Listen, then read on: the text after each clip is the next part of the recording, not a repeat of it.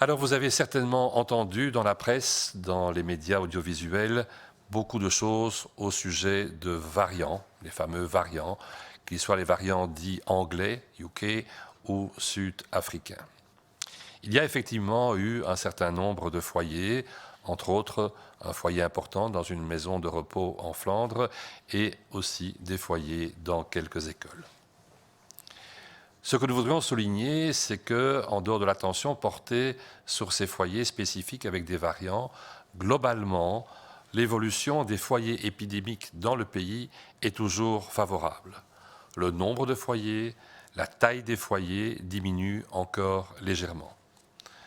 Dans les écoles, entre autres, pour prendre un exemple qui frappe, on note actuellement moins de foyers la première semaine après la reprise, après les vacances de Noël, que ce qu'il en était la première semaine après les vacances de Toussaint.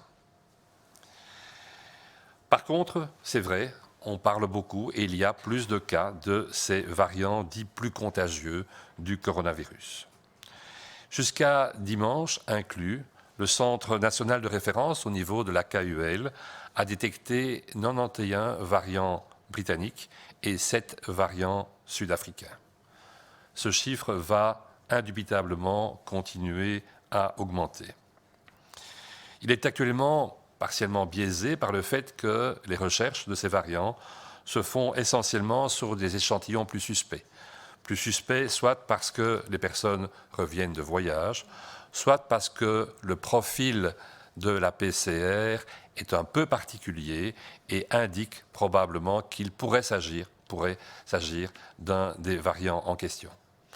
Nous avons clairement besoin d'un système plus représentatif de l'entièreté des souches du pays, système qui va être mis en place à l'avenir, dans lequel un échantillon positif sur 50 sera génétiquement caractérisé, donc à peu près 2% des souches, ce qui donnera donc une image plus complète, plus véritable de l'évolution des différents variants à travers le pays.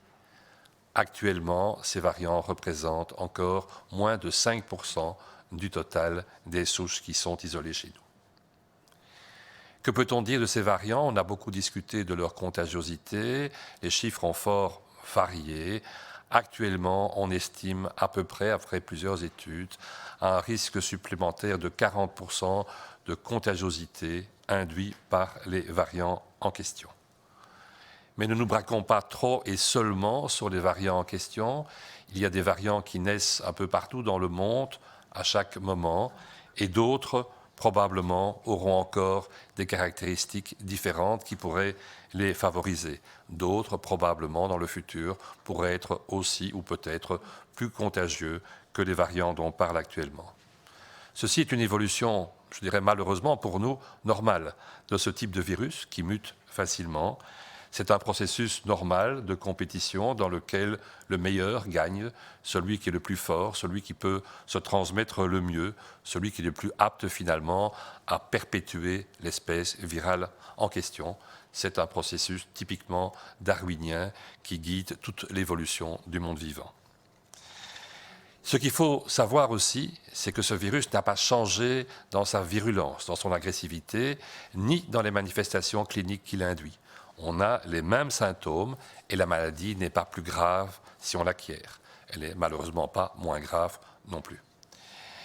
Les mesures donc connues contre le coronavirus, telles que nous les pratiquons depuis le mois de mars, restent donc parfaitement valables et ne doivent pas changer. Elles continuent à fonctionner contre ces variants. Pensons à une mesure fondamentale qui est la distance, tenir la distance entre nous, 1,50 m au moins si possible. Pensons à limiter nos contacts. Pensons à porter adéquatement le masque quand il faut le faire. Pensons, surtout ici en hiver, à ventiler adéquatement les espaces clos dans lesquels nous sommes la plupart du temps durant la journée. Rien de tout cela ne change et tout ceci reste valable. La triade du testing, du tracing, donc de la recherche des contacts et de la quarantaine, avec éventuellement un isolement si on est détecté positif, restent les armes fondamentales. Faites-vous tester si vous avez des symptômes. Il on a déjà rappelé que les symptômes peuvent être extrêmement légers, extrêmement variés. N'hésitez pas à consulter par téléphone votre médecin traitant. Coopérez si on vous demande quels sont vos contacts quand vous êtes déclaré positif. Et suivez surtout scrupuleusement d'abord les règles de quarantaine et puis donc éventuellement celles d'isolement. Ceci reste des outils fondamentaux et nécessaires, quel que soit le type de coronavirus, nouveau variant ou ancienne souche. Merci beaucoup.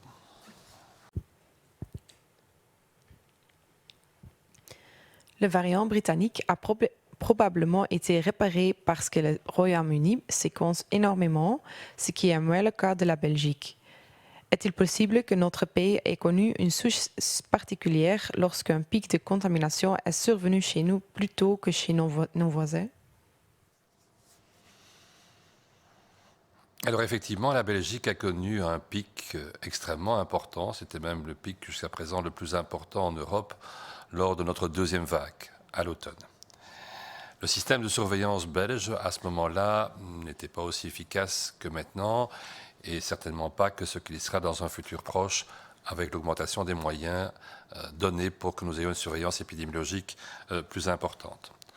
Cependant, si on se réfère aux données qui sont dans les mains du centre de référence à la KUL, on se rend compte qu'il n'y a pas eu un variant particulier. On a eu effectivement différents petits variants qui étaient présents, mais qui ne sont pas significativement autres que ceux qui sont en Europe à ce moment-là. Et donc, nous n'avons pas de données nous permettant de penser qu'un variant majeur, éventuellement plus contaminant, ait pu naître à l'époque en Belgique. Il aurait d'ailleurs dû se distribuer par la suite dans d'autres pays européens. Il n'est bien sûr pas impossible que naissent chez nous ou ailleurs d'autres variants plus contaminants. On en a parlé durant la conférence de presse. Ceci est toujours possible. Leur détection peut poser problème et on sait que de nombreux pays ont des systèmes de détection qui sont peu importants et peu transparents éventuellement dans leurs données. Et donc, il faudra bien sûr compter sur ce type de situation dans le futur. Il est clair que le variant anglais a connu plus de, je dirais, publicité parce que les études épidémiologiques qui sont particulièrement fouillées, on a déjà dit qu'en Angleterre, à peu près 5 à 10% des souches sont investiguées sur le plan phylogénétique. Et donc ça permet effectivement d'avoir ces données et de les publier et d'en avoir une meilleure connaissance que d'autres souches qui sont peut-être apparues ailleurs et qui ne sont pas encore bien délimitées.